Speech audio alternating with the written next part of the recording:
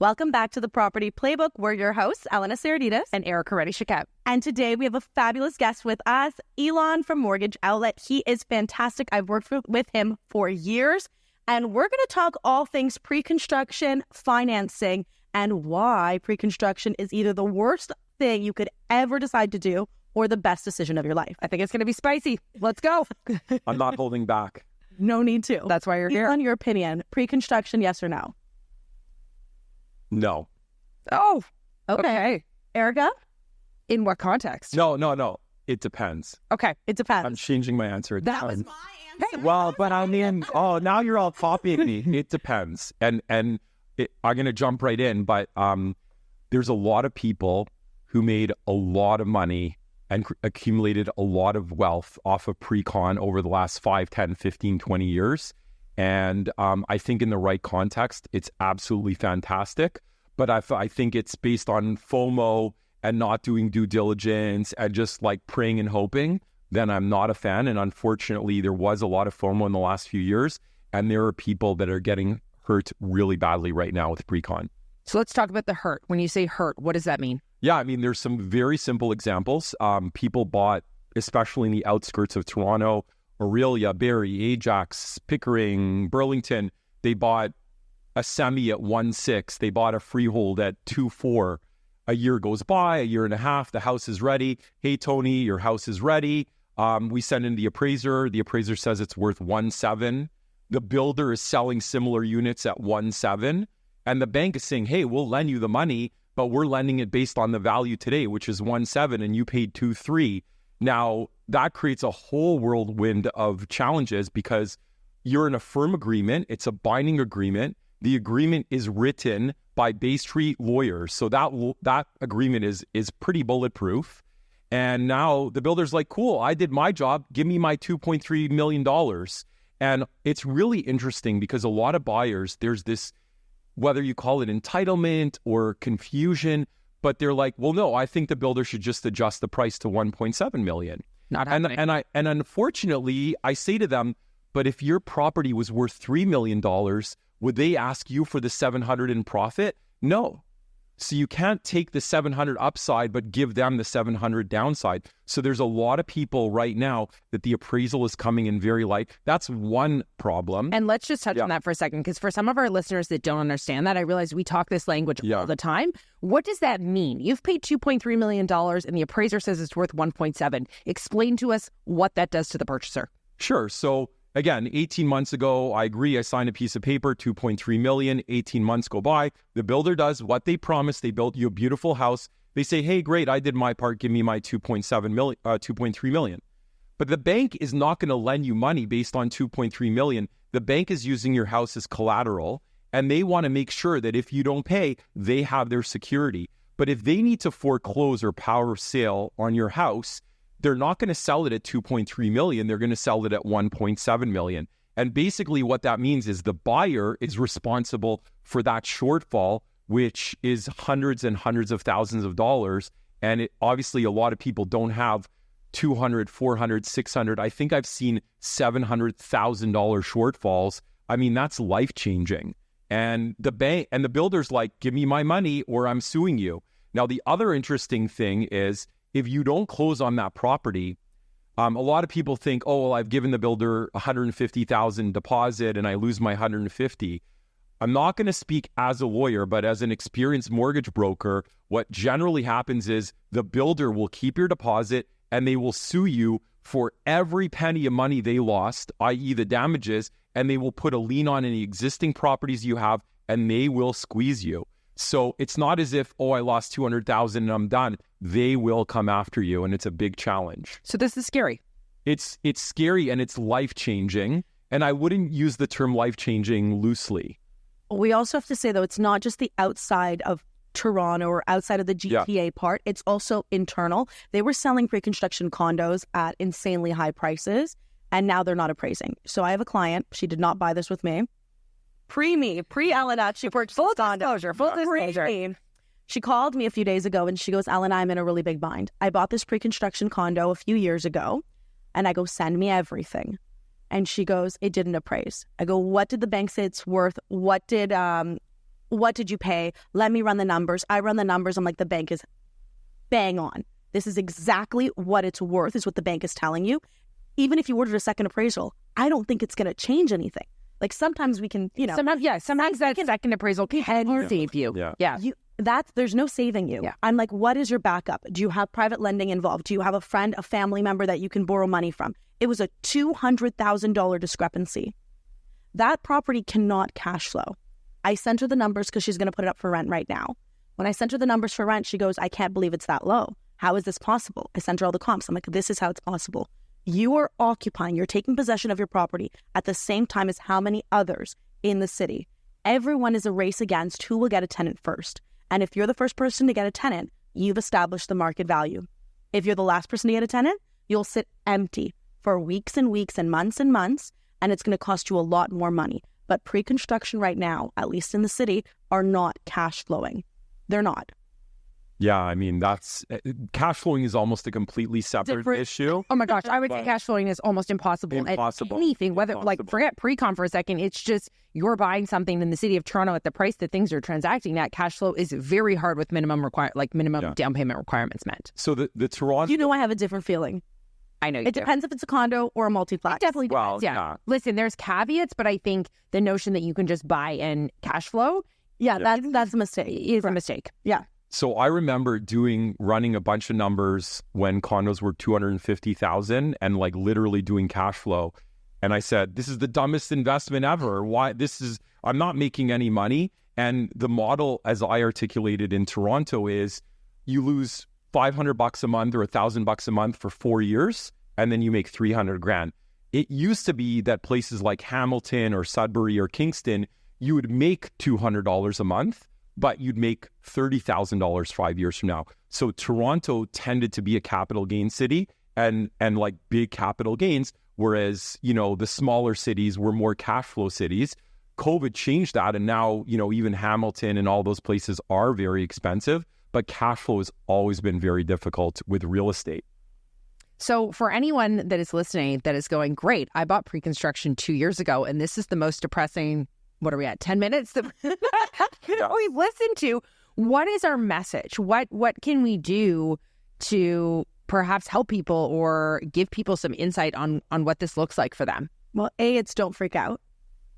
And B, it's where did you buy? What did you buy? And in that area that you bought, were you the most expensive thing on the market at that time that you purchased it? Or were you kind of comparable to what the resale market was selling for? That plays a role. I think that's actually a really good point. Yeah. Where are you buying? What did you buy? Because I had people that bought pre-construction. Like, my clients buy a little bit of everything, and I buy a little bit of everything. I buy pre-construction too. Like, it's not the end of the world if you bought pre-construction. To just be strategic with what you bought. And your reason behind buying pre-construction cannot be, I'm buying it to assign the sale. If you bought it to assign it, like you want to sell it before the project is actually done and make your money without getting a mortgage, you are going to put yourself in a very difficult position. And I've had this conversation with clients that have called me and said, well, how much just to sign it? Like, we'll buy it right now and we'll sign it in a few years. And I've fully told them, do not buy this. It is not for you. Do not buy something with the purpose of assigning it, because you will get caught in that assignment section where A, not a lot of buyers want to buy assignment sales. And B, what is the odds that this pre-construction project that you bought that was at a high price maintained its value throughout its lifetime, and now you can sell it at a profit? You're probably not selling it at a profit right now. But I think this goes back to kind of one of your earlier points talking about that FOMO. And I think when we look at the evolution, of pre-construction, there's been a lot of change. I think originally when developers entered into the Toronto landscape, they were almost like a brand new designer. Like, it was almost like, oh my gosh, is this designer going to make it in the world of real estate? And this is where assignments actually were a thing. You could buy something, take a chance on a builder, like you could take a chance on maybe a up-and-coming designer. And it was the right chance that you took. And it really, you could assign and make a profit, or you could close and make a profit. What price per square foot were they selling it at? Now you're not selling it at the same price per square foot. But again, this is when you took a chance. We're out of that taking a chance. Now you've got incredibly established developers that are going, I'm selling a premier product. And to your point earlier on resale, you got to compare to the resale market. And if the resale market is a better deal, then why are you parking it into pre-con? Then the resale market's probably actually where you should be.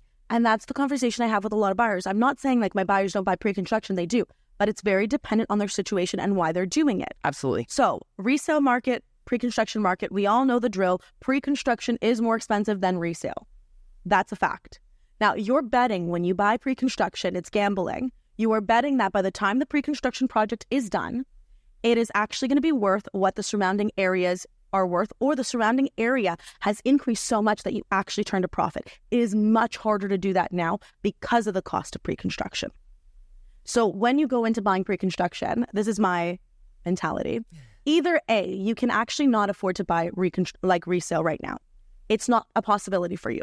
So you pick a project that's a good project for you, and you piggy bank your money, and you save up money, and you get your promotions, and you eventually can qualify to close on that property. And let's break that down. How would you be able to do that? Because again, some people I think don't even understand that concept. So you're saying this is almost like a great forced savings plan. So let's break that pre-construction out in the understanding of how the deposit structure works. No problem. So let's go. I'm going to use me as Exhibit A. Perfect. So the first property I ever purchased was pre-construction. I could not afford resale. It's not like I didn't have the mortgage capability. I didn't have the down payment. So what did I do? I struck a deal with the developer. I basically said, I'm going to pay you X amount per month. They did a very nice thing for me. And they agreed to that. And I paid them monthly. Every month, it was an insane amount. It was $6,000 plus a month. So everything I was making was going to the developer. And I was living at home, not drinking Starbucks coffee. Yeah. There was sacrifice. There was a sacrifice in play. But I saw everyone around me making so much money from real estate that I wanted in. I wanted into the game. So I bought this pre-construction condo. I paid $770 for 589 square feet. No parking. That's no law. That's not that bad. That's not cheap. It's not cheap. I'm going, that's not that No, that's not it's cheap. not cheap because what do you buy? You know the resale market. 578 square feet right now. What can you buy? Like, what's the purchase price? Max, you're paying what, $620? You don't have parking, you don't have lockers. You don't have parking, you don't have, Yeah, in a great location. So I picked a fantastic location, and in my mind, I was like, this is where I'm going to live. You know, life happens, things change, but it was a forced saving. I'm over 20% paid on that pre-construction condo. I do believe that it will appraise by the time it is completed. It's not completed yet. It's still under construction, guys. And how many years ago did you buy this? I want to say 5-ish. It's coming up. I got my occupancy notice. Occupancy is mid-October, I think. Elan, you're going to do my mortgage? Yes, you might need a mortgage for occupancy, by the way. I know. Which is a whole other story. That's a whole other conversation for a whole other time. What is going on with occupancy fees and developers, that's a whole different convo. But I bought pre-construction as my first property. I know I'm not the only one because I've helped clients do that. And I have clients that will only buy pre-construction. They will not buy resale. And they'll hold it and then they'll sell it eventually. And I think the big thing too is time horizon is everything. In whatever you purchase, be it pre-con or resale, I think time horizon makes a huge difference to the end game.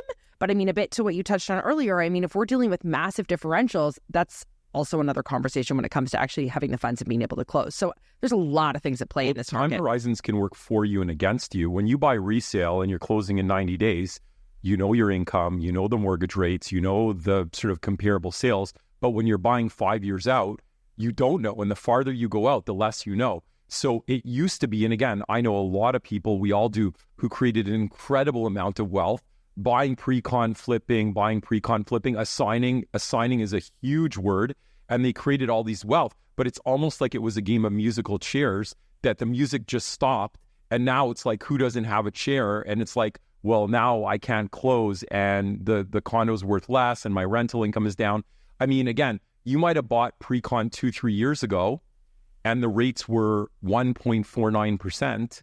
And if you didn't speak to the right mortgage professional, you didn't lock in. And now it's time to go. And it's like, okay, your rate is 4.99. You're stress testing at 6.99. You no longer qualify. Even if the property appraises at the value, you're not getting a mortgage based on the stress test and the laws. But if you would have done it properly when rates were 1.49, you would have qualified, you'd have your mortgage approved, and you'd be saving a shit ton of money because you'd have a 1.49 rate. So it's one of these scenarios where marginally imperfect advice can have a dramatic impact on your ability to close, your ability to get good rates, and all of those wonderful things.